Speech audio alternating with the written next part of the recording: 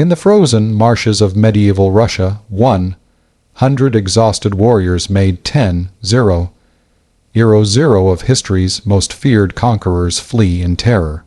These weren't knights or princes. They were the last of a dying breed, and what they did in those blood-soaked woods changed how the Mongols saw fear itself. Picture this: 100 versus 10-0, a ratio that meant certain death. The fate of the last free lands of Rus hung in the balance. By the end of this video, you'll understand why the unstoppable Mongol war machine, which had crushed empires from China to Poland, suddenly learned to fear men who simply refused to die. You'll discover the tactical genius that turned a frozen swamp into a death trap. You'll learn why Mongol veterans called this their most terrifying battle. And you'll witness the moment when Batu Khan's elite warriors broke and ran. But here's what makes this story even more incredible. It's been nearly erased from history. How could terrain defeat the world's greatest horse archers? What made these particular warriors so different from the thousands who had fallen before them? And why do Mongol commanders still whisper the name of Bjorn the Unbreakable in their darkest nightmares? The morning sun revealed a sight that defied logic. Mongol bodies frozen solid in marsh ice, arranged in patterns that spoke of methodical slaughter. Elite warriors who had conquered half the known world lay scattered like broken dolls, their feared composite bows useless in the frozen mud. How could infantry defeat the mobile Mongol cavalry that had terrorized 3 continents? How could so few kill so many of history's most disciplined soldiers?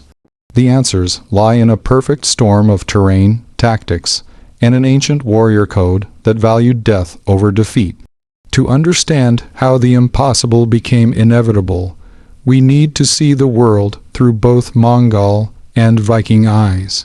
If you're fascinated by the forgotten battles that changed history, the ones they don't teach in schools, hit that like button and subscribe for more epic war stories.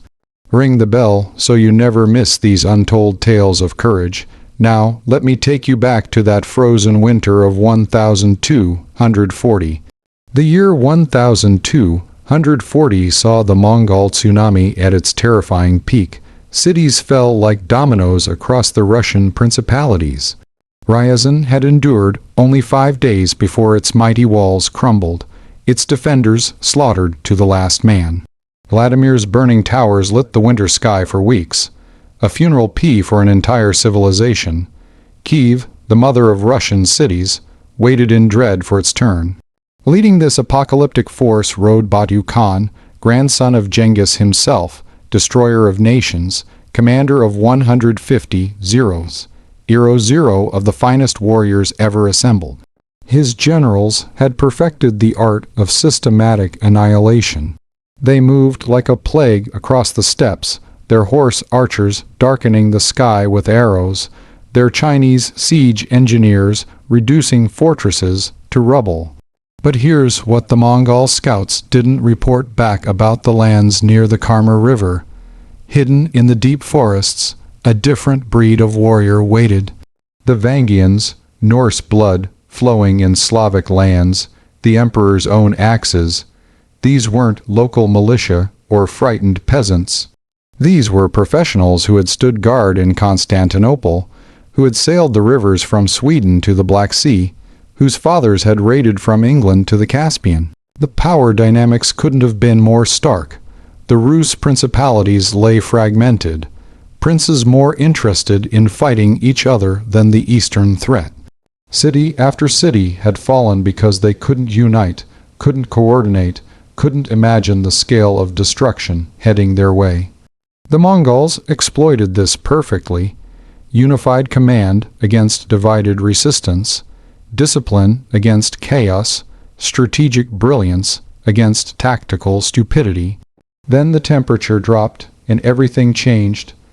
The winter of 1240 brought the kind of cold that kills horses in their tracks, that turns breath to ice crystals before it leaves your mouth.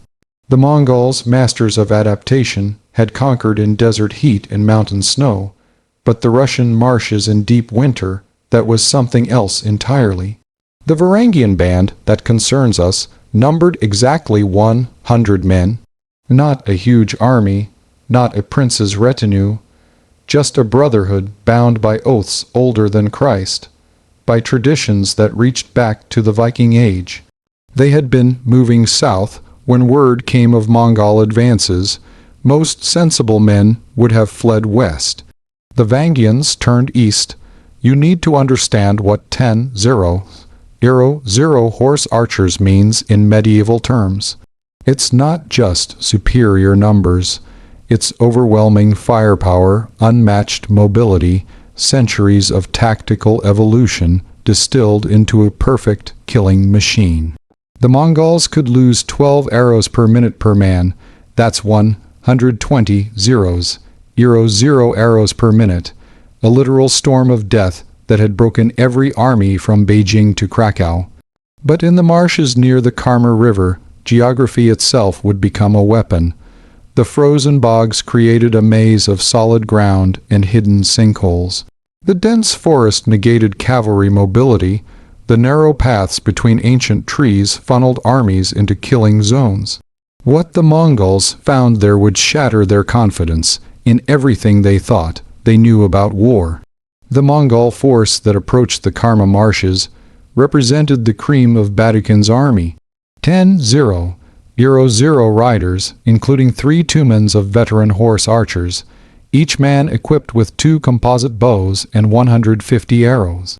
Their Chinese siege engineers brought the latest military technology, catapults that could level walls, fire lance flame weapons, and explosive powder charges that could shatter gates. Leading the vanguard rode the elite Chagatai units, the Kiechen's own fist, as they called themselves. These weren't mere soldiers, but warrior aristocrats, each worth 10 normal fighters, trained from childhood in the arts of mounted warfare. Their armor combined Mongol leather with captured Persian mail, their horses, the finest from the steppes, bred for endurance and trained to fight with hooves and teeth. But horses bred for steppes feared something else entirely in those marshes. The ground itself seemed hostile, firm one moment, sucking bog the next. The trees pressed close, blocking the sky, muffling sound. Mongol horses, used to endless horizons, grew nervous in the green darkness. Their riders, masters of psychological warfare, found themselves unsettled by the oppressive forest silence. Against this mechanical perfection of war stood the Varangian band, 100 veterans whose equipment spoke of decades of hard service. Chain mail worn over thick furs, the iron rings patched and repatched from countless battles. Danish axes, 7 pounds of perfectly balanced steel. Edges honed to split mail, like cloth. Round shields of linen, wood 3 ft across, reinforced with iron bands and painted with symbols that predated any Christian cross. At their head stood Bjorn the Unbreakable, though that wasn't the name his mother gave him. 43 winters had carved their story on his face. A bee's antine blade had taken his left eye. Petron arrows had scarred his arms, and somewhere in the Greek islands, fire had melted part of his beard away forever. He'd served 3 emperors, survived 4 coup attempts, and learned the hard truth that in war, terrain matters more than numbers. Picture the Karma River valley in deep winter. The river itself, usually 30 m wide, had frozen solid enough to support heavy cavalry, or so it appeared. But the Vangians knew every deceptive current, every spot where springs kept the ice thin, every false crossing that looked safe but would swallow horse and ride a whole. The marshes stretched for 3 square miles, a labyrinth of frozen pools, treacherous bogs, and paths that led nowhere. Forest pressed close on both sides, ancient pines and birches. Their branches interlocked overhead, creating a twilight world even at noon. Snow lay thick between the trees, but the paths themselves were ice polished by wind, treacherous for horses bred to grassland. Visibility dropped to 50 meters at best, sometimes less. In those conditions, the Mongol advantages of mobility and masked archery meant nothing. Then the scouts stopped returning. The first one, sent at dawn to survey the main path, simply vanished. No body, no horse, no sign of struggle. The second patrol, 5 men, rode out at noon. One horse returned at dusk, riderless, its saddle caked with frozen blood. The third reconnaissance in force, 20 veterans, found only strange marks in the snow, patterns that looked almost like runes, and the feeling of being watched from every shadow. What happened next defied every rule of medieval warfare. Instead of avoiding battle against overwhelming odds, instead of using the forest to escape, the Vangians prepared an invitation to death. They spent 3 days turning the marshes into a weapon, working with the focused intensity of men who knew they would never leave these woods alive. Trees were partially cut, ready to fall. Ice was carefully weakened at key crossings. Paths were blocked with hidden stakes. The forest itself was recruited into their army. As dawn broke on that frozen morning, death rode from 2 directions. From the east came the might of the Mongol Empire, 10-0. 0 warriors who had never known defeat, whose very name made cities surrender without siege. From the west came 100 men who had already accepted their deaths, who saw this moment not as their ending, but their immortality. The collision would create a legend that still echoes in the darkest Mongol nightmares. Day 1 dawned gray and bitter, 15 degrees below freezing, the kind of cold that makes metal burn bare skin.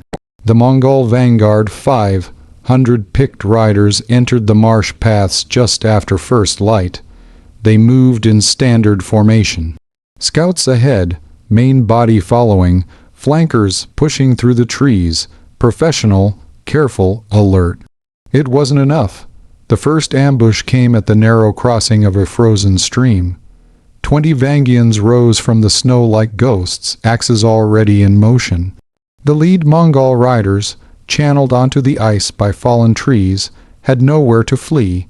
Danish steel metal leather with sounds like wet wood splitting.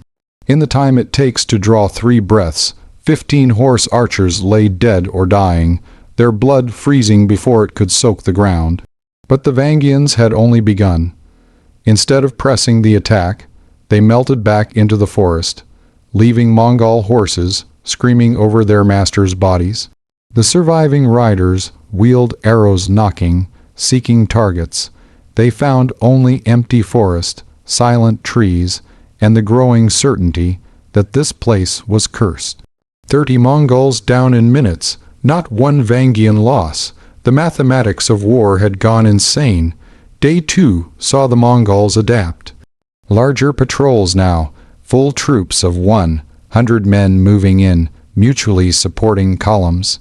They found the first bog trap when a rider's horse broke through seemingly solid ground, plunging chest deep into freezing muck that gripped like quicks, and as his companions tried to help, crossbow bolts whistled from the trees. Not many. The Vangians had limited missiles, but enough to create chaos, enough to make rescue impossible. The trapped horse and rider sank slowly, their struggles only hastening the end. This is where the story takes a turn into nightmare. The Mongols began finding their dead from day 1, but arranged. Bodies seated against trees, arrows replaced in their quivers, eyes opened to stare at their living comrades. One corpse held a rough carved wooden tablet with a single word in Slavonic, leave. The psychological warfare worked perfectly. Hardened warriors who had sacked cities began jumping at shadows, seeing movement where none existed. Day 3 brought commitment. Batu Khan's generals, humiliated by casualties from an inferior force, demanded decisive action. The main army would advance, would sweep these forest bandits aside, would demonstrate why the Mongol Empire stretched from sunrise to sunset. 3 generals argued for caution. The terrain was wrong, the enemy too clever, the losses already unacceptable. They were overruled. Honor demanded blood. Here's the detail that made historians call this impossible. The Mongols knew they were walking into a trap. Their commanders weren't fools. They understood the terrain disadvantage, recognized the ambush patterns, saw how the forest negated their strengths, but they came anyway, driven by the iron logic of reputation. The Mongol military machine had never retreated from inferior numbers. To do so now would shatter the myth of invincibility that kept 100 conquered peoples in chains. What the Mongols found made seasoned warriors vomit. The path to the main crossing was lined with stakes, each bearing a Mongol head from the previous ambushes. Not crude savagery, precise psychological warfare. The heads were arranged by rank, eyes turned to watch their comrades approach. At the crossing itself, Mongol bodies had been built into the ice like a causeway, a bridge of the dead for the living to cross. Forest had been transformed into a weapon. Every sight line was blocked, every clear shot obscured. Paths that looked navigable led into dead ends. Firm ground became bog without warning. The temperature dropped even further, and Mongol bows, perfectly crafted composite weapons, began to delaminate in the wet cold, their layers separating, their power failing. Then came the sound that haunted survivors, the Vangian death chant, echoing from every direction at once. Not a battle cry, but something older, a Viking funeral song for men about to die. The Mongols had conquered nations, shattered armies, made emperors kneel. But this was new. These enemies weren't fighting to win. They were fighting to take as many Mongols with them to the afterlife as possible. The psychological pressure mounted with each hour. Mongol discipline, legendary across continents, began to crack. Writers reported seeing massive warriors in the mist, giants from old stories. Others swore the trees themselves moved to block retreat paths. Veterans who had charged into Chinese artillery positions found excuses to fall back, to check their horses, to be anywhere but the vanguard. But Mongol pride, that iron certainty of superiority, demanded advance. The generals conferred, adjusted tactics, prepared for the kind of brutal close combat their army usually avoided. They would accept casualties to eliminate this insult to Mongol power. They would teach these forest ghosts why the world trembled at the sound of Mongol hooves. On the 4th day, Mongol patience snapped. 10 zeros. 0 warriors surged forward into the frozen marshes. A tide of steel and determination that would sweep away 100 men who thought terrain could defeat destiny. The greatest cavalry force in human history was about to learn why the old Norse gods were gods of death, not victory. Hour 1 began with the thunder of 10-0 horses, a sound that shook snow from ancient pines. The Mongols advanced in 3 columns. Standard doctrine adjusted for forest warfare. The center column of 4-0-0 would pin the enemy, while 2 wings of 3-0-0 each would envelop and destroy. Professional warfare against what they assumed were desperate bandits. The Vangians fell back steadily, drawing the Mongols deeper into prepared ground. Not fleeing, retreating with purpose. Axes bloodied from hitting isolated scouts, always visible enough to maintain pursuit, but never still enough for mass archery. The Mongol commanders recognized the tactic, but pressed forward anyway. After all, where could 100 men retreat to that 10-0 couldn't follow? The killing field revealed itself at the Great Crossing, where the Karma River bent sharply north. Here, the Vangians had spent 3 nights preparing their grave. The approach, narrowed to barely 100 meters between impenetrable marsh and fortress-thick forest. The ice looked solid, inviting, perfect for cavalry charge. Bjorn's men formed their shield wall at the far bank, 100 men becoming a single organism of wood and steel, axes gleaming in the pale winter sun. The Mongol generals saw the trap and didn't care. Finally, the enemy was standing still. Finally, they could bring their terrible arithmetic to bear. Orders rang out in Mongolian, and the arrow storm began. 10, 0, 0, 0 bows bent as one. Strings sang their death song, and the sky literally darkened with shafts. The sound was like the world tearing apart. 10, 0, 0, 0 arrows per volley, 5 volleys per minute, 50 zeros. 0 shafts in the first 60 seconds alone, and accomplished nothing. The Varangian shields, angled precisely, locked in the ancient Nordic way, shed arrows like rain off a roof. Shafts designed to punch through leather and light mail shattered on iron-banded wood. Some penetrated 2 in, maybe 3, not enough to wound through heavy furs. The shield wall stood unmoved, a wooden cliff against an arrow ocean. Behind their shields, the Vangians sang that same death chant, now loud enough to carry over the arrow storm. Mathematics of war met mythology of courage, and mathematics blinked first. The first Mongol charge came at minute 4.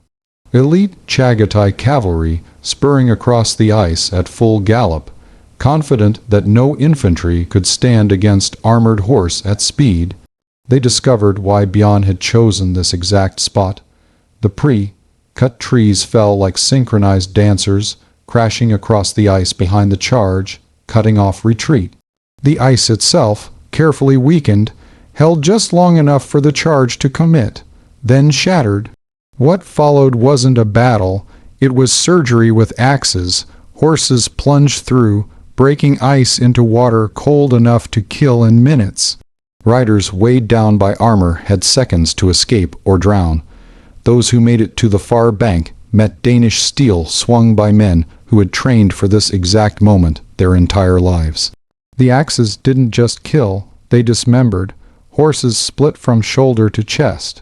Riders besikted despite armor. The elite of the Mongol army reduced to screaming meat in moments, but then physics itself joined the battle. The weight of dying horses and men, the pressure of those still charging, the tons of flesh and metal. It all combined to completely shatter the ice shelf. What had been a crossing became a drowning pool 50 m wide. Mongols in the middle of the charge couldn't stop, pushed forward by those behind into the killing water. The Vangian position on solid ground became unassailable. The second wave tried to flank through the deeper woods. Here's where legend and history collide. The forest paths that looked clear had been trapped with weighted nets, spring-loaded spears, pits covered with brittle ice. But more than traps, the Vangians had stationed their best individual fighters in these woods, not in formation, but as lone wolves, each man becoming his own army in the green darkness. Close combat in forests negates every Mongol advantage. Horses channeled into narrow paths became liabilities. Composite bows useless at 3 m were abandoned for sabers, but sabers against Danish axes wielded by men who welcomed death. The equation was written in blood on virgin snow. A Varangian might take 5 arrows before his axe split a Mongol skull. He'd take 5 more before the next kill, and when he finally fell, another ghost would rise from the forest floor to take his place. Bjorn himself became death incarnate. Witnesses, and there were few, described him killing 3 generals in single combat. His axe taking one's arm at the shoulder, splitting another from crown to groin, decapitating the third so cleanly the head rolled 20 m. With 17 wounds already seeping blood, he moved like he felt nothing. Like pain was for other men, lesser men, men who hadn't already chosen their deaths. What happened next defied every rule of medieval warfare. The Mongols tried fire arrows, their traditional terror weapon. But the wet conditions, the snow-laden trees, the frozen marsh, nothing would burn. The fire arrows sputtered and died, adding smoke to chaos, but no destruction. The forest itself had chosen sides. had decided these invaders would find no victory here. Then came the moment that broke military logic entirely. With perhaps 50 Vangians still standing, all wounded, their shield wall finally cracking, Bjorn ordered the impossible. They charged, 50 broken men against still 8-0. 0 Mongols, but psychology is its own weapon. These weren't men fighting to live.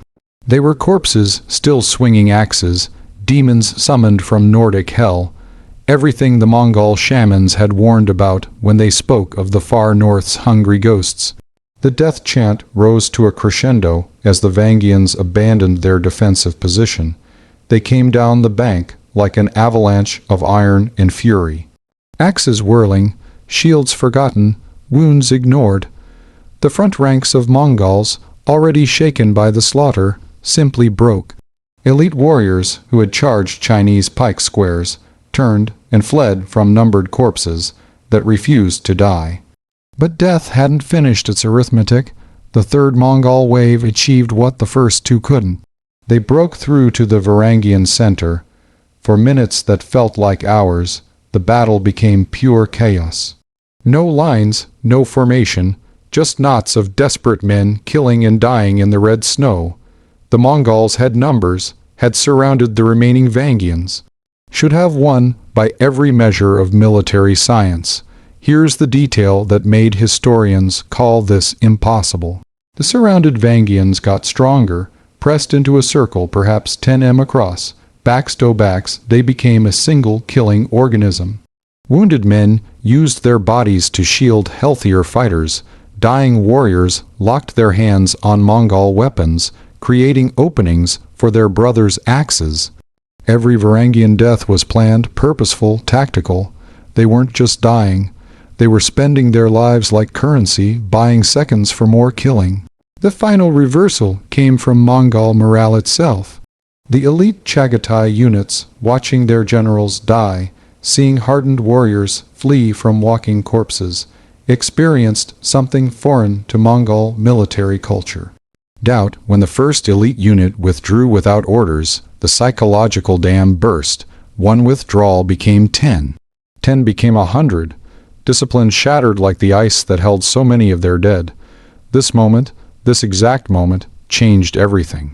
The Mongol military machine, built on absolute confidence, fueled by inevitable victory, discovered fear, not fear of death.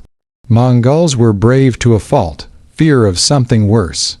Enemies who made death irrelevant, who fought not for victory but for legend, who smiled as they died because they knew their names would outlive empires. The retreat began as tactical withdrawal and became a rout. 8-0. 0 warriors fleeing from fewer than 30 standing enemies. The forest paths, already treacherous, became death traps for panicked riders. Horses collided, men trampled their brothers. Elite units abandoned their standards. Behind them, impossibly, the Vangian death chant continued, growing fainter, but never stopping, as if the forest itself had learned the words. The statistics tell the impossible story.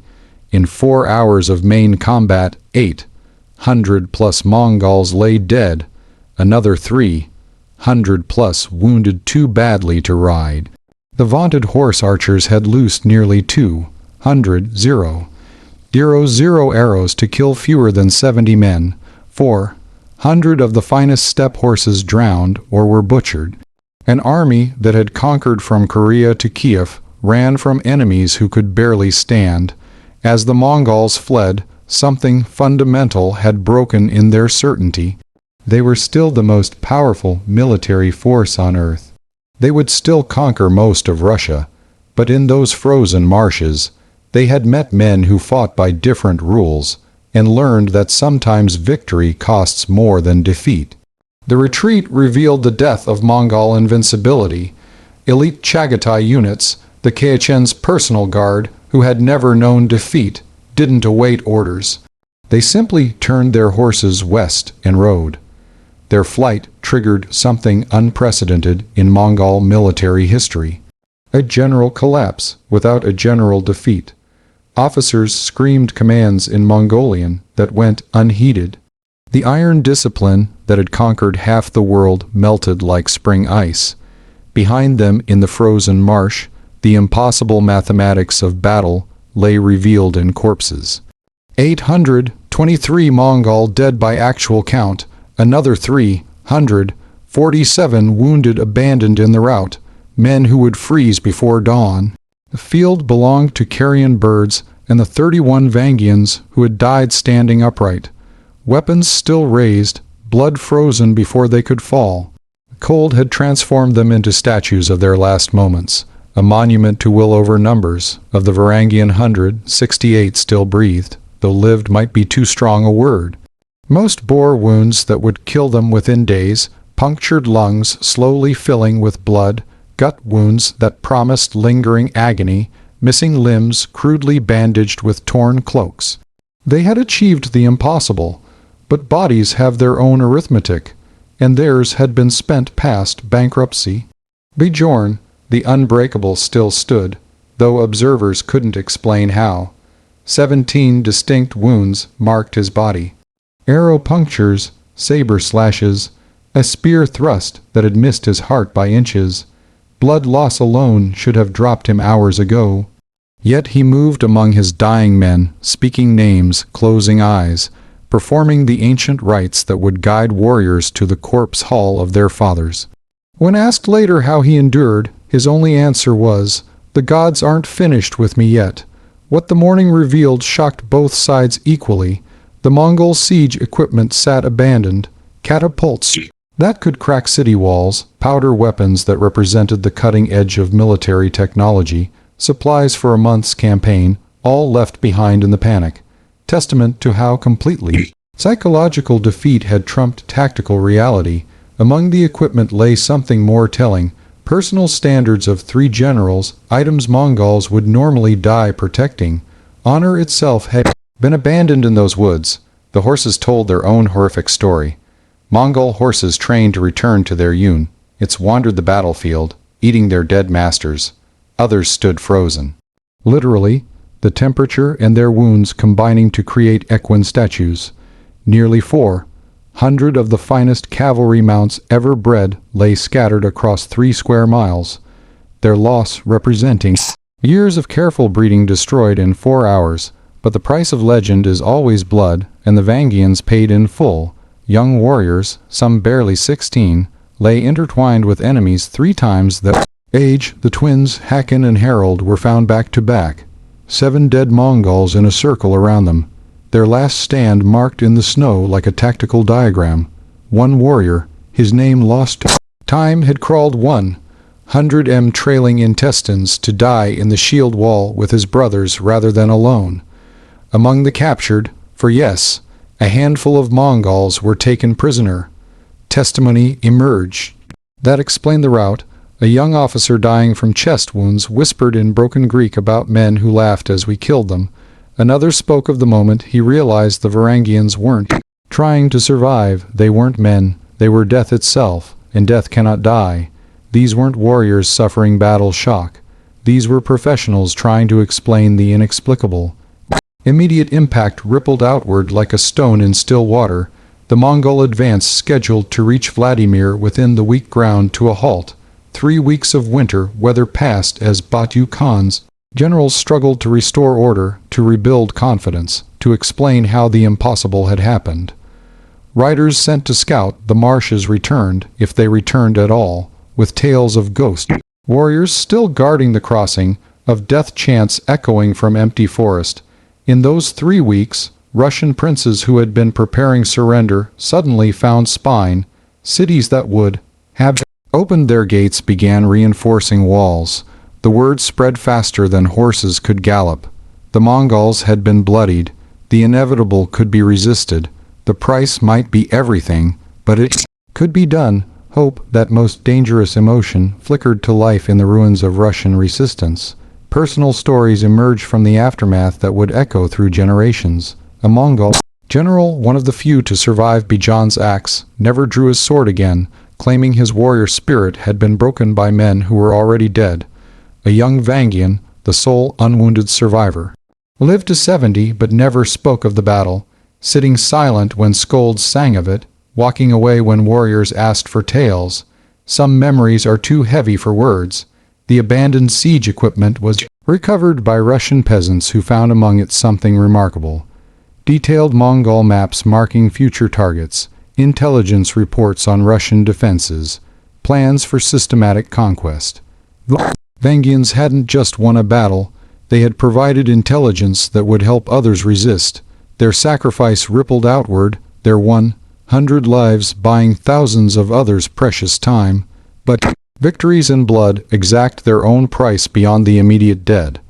The 68 wounded Vakyns faced a bitter choice: attempt to travel and likely die on frozen roads, or remain and face certain death. When Mongol reinforcements arrived, they chose a third option that defined their brotherhood. They would hold the crossing until death took them, making the Mongols pay again for passage, one by one. Over the following days, they succumbed to wounds and cold, but the crossing remained guarded until the last man froze at his post. As the Mongols fled, something fundamental had broken in there. Certainty about war itself. They had met men who turned weakness into strength, who made death a weapon, who proved that sometimes the human spirit could overcome any mathematics. The Khan's generals would need to rebuild more than their army. They would need to rebuild their warriors' faith in Mongol superiority. The long arc of history bent but didn't break. Kiev fell the following year, as everyone knew it would. The Rus principalities became vassal states to the Golden Horde, paying tribute for centuries. The Mongol Empire continued its expansion, reaching from Pacific shores to European plains. In the grand strategic sense, 100 Vakyns had changed nothing. Vladimir burned, Novgorod paid tribute, Russian princes knelt before Kayachens, but the legend spread like wildfire in dry grass. Mongol units began avoiding deep forests, adding days to campaigns rather than risk another Kama River. Generals who had charged Chinese crossbow positions without hesitation found excuses to delegate forest reconnaissance. The tactical manual of the world's greatest military machine added a new chapter: how to identify and avoid terrain where desperate men could become more than men. This was the last gasp of Viking Age warfare, the final time Nordic battle traditions would shock the world. The age of mounted knights was rising, of professional armies and nation-states.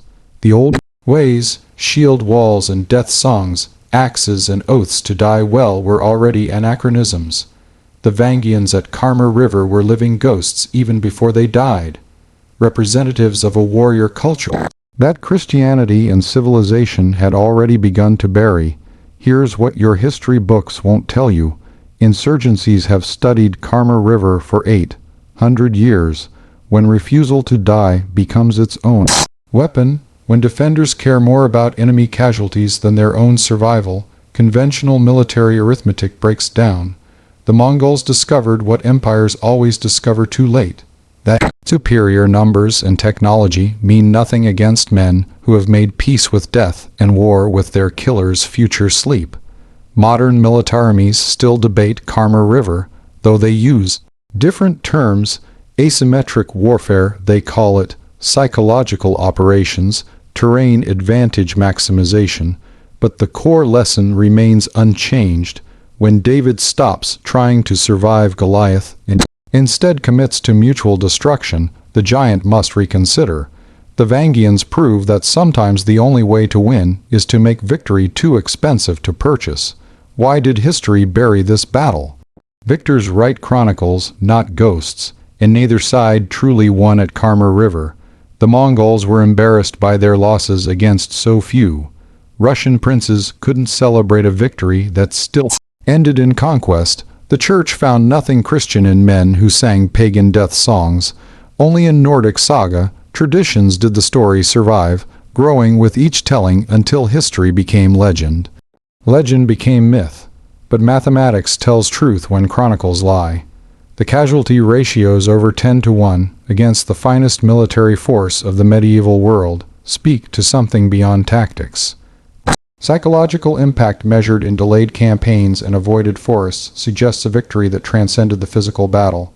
When 100 men make 10-0 flee, they win something more precious than land or gold, they win immortality. 100 men had made 10-0 flee, not with superior weapons, not with brilliant strategy, but with something the Mongols had never faced and couldn't understand. Warriors who welcomed death like old friends, who saw their ending not as defeat, but as the doorway to forever. In those frozen marshes, the unstoppable met the immovable, and for one impossible day the immovable held. The Mongols conquered the known world, but in the frozen marshes of Karma River, they learned that some things cannot be conquered, only survived at a price that makes victory indistinguishable from defeat.